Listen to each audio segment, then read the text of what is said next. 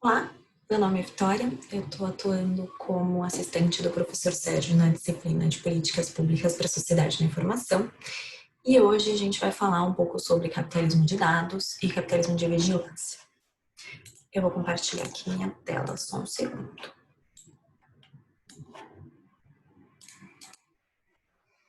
Vou falando um pouquinho sobre capitalismo de dados. O capitalismo de dados é uma forma de capitalismo que é baseada na produção, extração, manipulação e venda de dados para extração de lucro.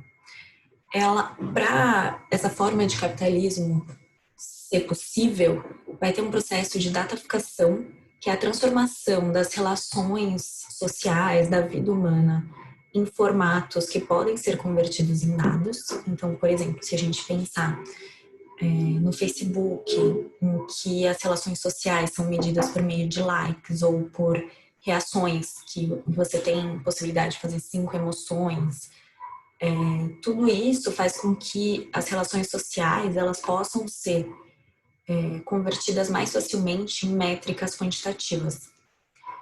Podemos pensar também no Spotify, por exemplo, em que a nossa forma de consumir música é feita de maneira em que tem um algoritmo que sempre recomenda para a gente novas músicas baseadas na nossa atividade de consumo de músicas anterior. A gente também vai ter o dataísmo, que é uma crença na capacidade dos métodos quantitativos de capturar o mundo social. Então, é o dataísmo que vai fazer com que as pessoas acreditem que a análise dos dados de relações sociais dentro do Facebook realmente vão dizer o que o indivíduo pensa, consome, fala, no que ele acredita. E uma coisa que mostra muito isso é a forma como a profissão cientista de dados é a profissão do futuro hoje em dia. Essa forma de capitalismo baseada em dados vai adquirir diversas denominações na literatura acadêmica. Então, vai ter o capitalismo de plataforma, o capitalismo de vigilância e o colonialismo de dados. E hoje a gente vai falar sobre o capitalismo de vigilância. A gente vai partir do livro A Era do Capitalismo de Vigilância, da autora Shoshana Zuboff. O que é o capitalismo de vigilância? Ele é um sistema que vai reivindicar a experiência humana como matéria-prima. Essa matéria-prima ela é feita a partir de dados que vão ser traduzidos em dados comportamentais para influenciar o comportamento dos cidadãos. Então, a vida humana, como eu já falei um pouquinho antes, ela vai ser transformada em formatos que vão ser convertidos em dados. Esses dados, eles vão ser analisados de forma a criar modelos de predição que possam modificar o comportamento das pessoas. Então, você vai ter um mercado de comportamentos futuros, que é um mercado em que as pessoas vão comprar maneiras de predição do comportamento para conseguir agir sobre os seus clientes. Então, por exemplo, no Facebook, quando as empresas compram anúncios que vão ser direcionados para os usuários do Facebook de acordo com o comportamento desse usuário no Facebook. O Facebook ele vai tentar prever que tipo de produtos que o usuário vai consumir para mostrar os produtos certos para os usuários consumirem. Os modos de produção, então, vão estar subordinados a meios de modificação do comportamento. E para tudo isso funcionar, você precisa de um nível de vigilância muito grande. E por isso, as pessoas elas vão ser coagidas a se desligar da sua privacidade para conseguir ter conectividade, informação e produtos. A autora ainda vai falar que o capitalismo de vigilância deve ser considerado como uma força social antidemocrática. Vamos falar um pouquinho agora sobre como surgiu o capitalismo de vigilância. A autora vai falar sobre três momentos importantes. O 11 de setembro e a vigilância, a segunda modernidade e as crises das dot-com. A partir do 11 de setembro, você tem uma justificativa para uma vigilância cada vez maior em troca de liberdade e segurança. Já a autora vai falar da importância da primeira modernidade e da segunda modernidade para a construção do capitalismo de vigilância.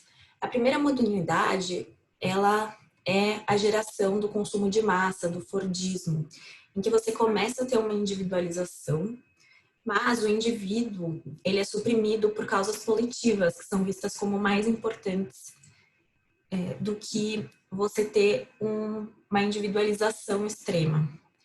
Aqui tem uma frase do Henry Ford que ficou muito conhecida, que é: o cliente pode ter um carro de qualquer cor, desde que essa cor seja preta. Então, no consumo de massa, você não pode escolher qual produto você quer, como você quer, a hora que você quer. Isso muda com a segunda modernidade. A segunda modernidade, ela vai ser a partir da segunda metade do século XX, e vão ser os filhos dessa geração da primeira modernidade que vão começar essa segunda modernidade. Nela, a importância do indivíduo é extrema. É muito importante você ter a possibilidade de construir o que vai ser o seu ser, quem você vai ser. Você tem, porém, um aumento do controle da vigilância e também políticas neoliberais de privatização e decadência de políticas sociais que vão fazer com que o custo de você conseguir se tornar quem você quer ser seja muito caro.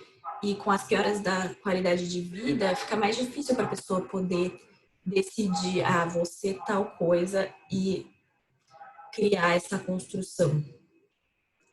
Então, você tem uma crise nesse sentido, e a Apple, ela vai trazer uma nova experiência de consumo, que vai ser uma inversão da experiência de consumo de massa.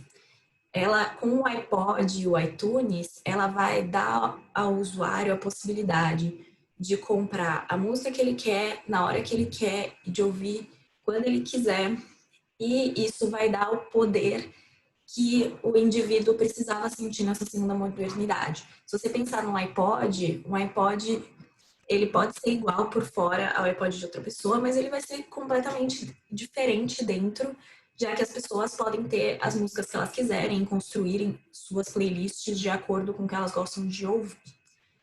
E por fim, você vai ter a crise das .com, que também foi muito importante para a construção do capitalismo de vigilância. A crise das .com vem a partir de uma crise que acontece no Vale do Silício. O Google, ele era um mecanismo de busca, né, como é hoje, e o modelo de negócio dele era feito por assinaturas de usuários. Os donos do Google, eles não eram muito a favor de você ter o marketing e a venda de anúncios como modelo de negócio de uma empresa. Então, naquela época, eles faziam esse modelo por assinatura, e todos os dados que eles coletavam dos usuários eram convertidos em melhorias para a experiência do usuário. Eles não pegavam mais dados do que isso. Com essa crise no Vale do Silício, o Google, ele precisa de um modelo de negócio que dê mais lucro e mais rápido. E então, ele começa a criar o modelo de negócio dele atual, em que ele vai pegar mais dados do que o necessário para criar uma melhor experiência de usuário, mas quanto mais dados ele tiver do usuário, melhor, porque ele vai utilizar esses dados para entender o comportamento do usuário e direcionar anúncios para o usuário. Então, o usuário deixa de ser o cliente do Google e o cliente do Google passa a ser as empresas que vão pagar para o Google para ter anúncios no Google. E mais do que isso, elas estão pagando para o Google também porque elas acreditam que ele tem um algoritmo preditivo que vai conseguir maximizar o número de vendas por anúncio delas. Então, o Google vai conseguir prever quem é o usuário que vai comprar o anúncio e vai direcionar para esse usuário o anúncio certo.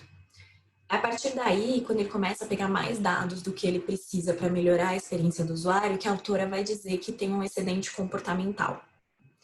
Aqui tem uma notícia sobre a importância da publicidade para o modelo de negócio do Google. Uma pesquisa feita comparou o valor do mercado de propaganda em vários países com a receita do Google. E o Google, ele só fica atrás dos Estados Unidos, que também tem outras corporações tecnológicas que têm esse mesmo modelo de negócio do Google. Então, a receita publicitária do Google é maior do que a receita publicitária de países inteiros.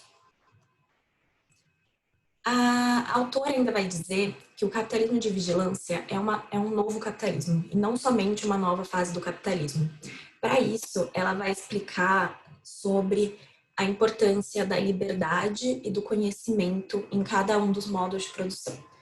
Ela vai dizer que no liberalismo e no neoliberalismo, os mercados eles são intrinsecamente desconhecidos e por isso você precisa dar liberdade de ação para os atores.